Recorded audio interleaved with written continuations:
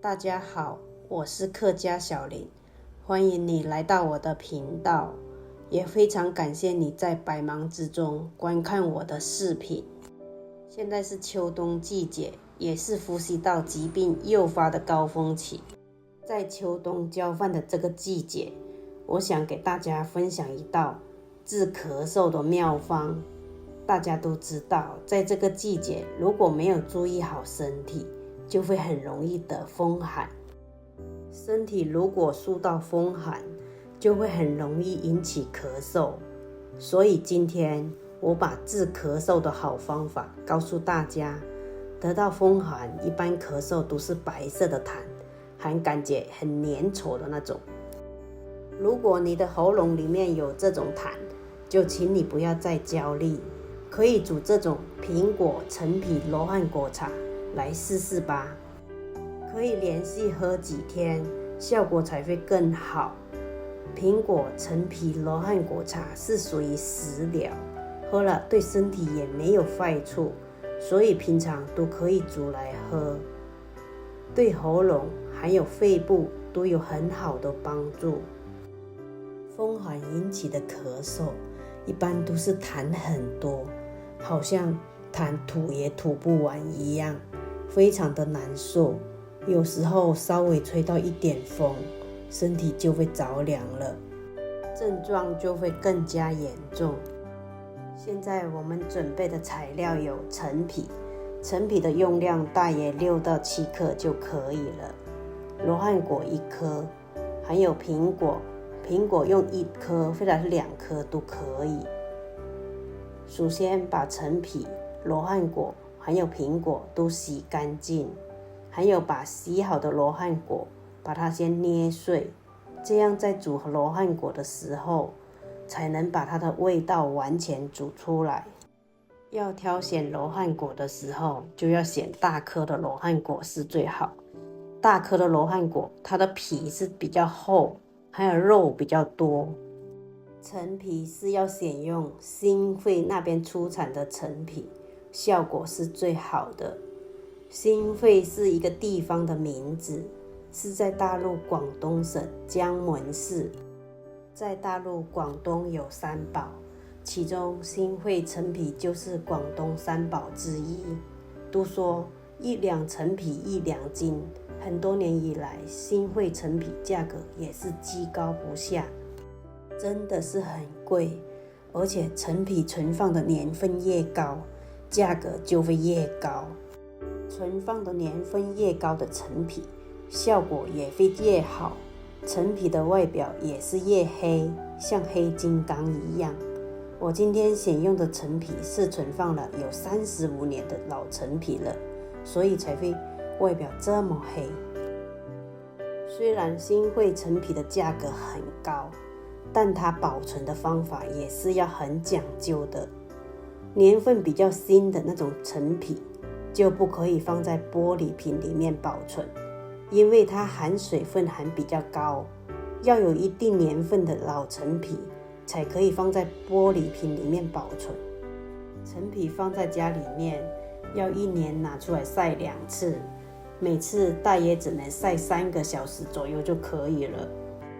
要注意哦，刚晒好的陈皮不可以马上装到瓶子里面，要等它放冷之后才可以把它装到瓶子里面，再把它密封好。因为刚晒好的陈皮都是热的，这样直接装到瓶子里面会回潮，陈皮就会不好保存，也会发霉。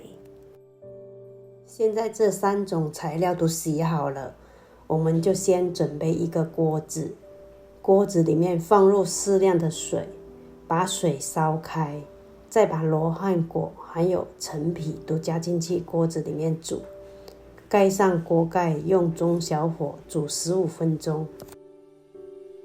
这3种食物搭配是很好的，因为苹果很容易被人体消化吸收，还适合各类人群食用。俗话常说1天1苹果，医生远离我。苹果含有多种祛病养生的功效，还是养颜美容的佳品。第一点就是可以预防高血压，因为高血压发病与钠盐素的堆积有关系，有些人摄取的钠盐过高，导致高血压、冠心病等主要的原因之一。而且苹果是含钾元素比较高的水果，可以将人体血液中的钠释放出来，有利于降血压。第二点就是苹果可以缓解和治疗便秘，特别是老年人的便秘、活动性差，还有饮食搭配又不良，可以通过吃一些苹果来进行调理。只要每天早晚空腹各吃一个苹果就可以见效。第三点就是可以预防糖尿病，苹果里面所含的果胶能够防止胆固醇增高，还可以减少血糖的含量。每天吃适量的苹果，对于预防糖尿病是有一定的帮助。第四点就是可以增进食欲，因为苹果中所含的溶解性磷和铁容易消化和吸收。第五点就是可以降血脂，苹果中含有非常丰富的维生素和微量元素，特别是含有纤维素，可以帮助人体减少胆固醇的吸收，降低脂肪的含量。第六点就是苹果水有理气化痰和胃的功效，在清理胃火的同时，可以调和脾胃的运化。现在陈皮还有罗汉果都已经煮完15分钟了，把它取出来，再把刚切好的苹果加进去煮，再盖上锅盖，再继续用中小火把它煮10分钟。要注意哦，苹果、陈皮、罗汉果茶最好是要喝温的，效果才会更好，千万不要喝冰的。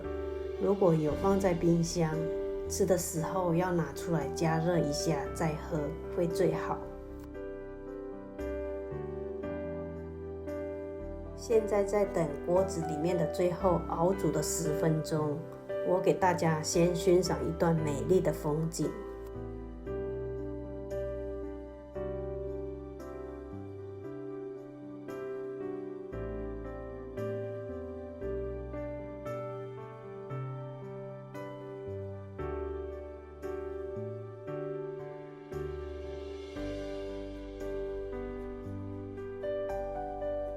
哇，时间过得很快，现在已经煮好了。在吃的时候可以连苹果一起吃，如果不喜欢吃苹果，就可以喝这些熬出来的水，效果也是一样的。在这里我也想告诉大家，如果没有买到心肺陈皮，也可以用一般晒干的陈皮来代替，效果还是有的，但就是没那么好。好了，这次的视频就先到这里。我是客家小林，喜欢我的视频的朋友，请帮忙点赞、分享和订阅。我们下期见，谢谢。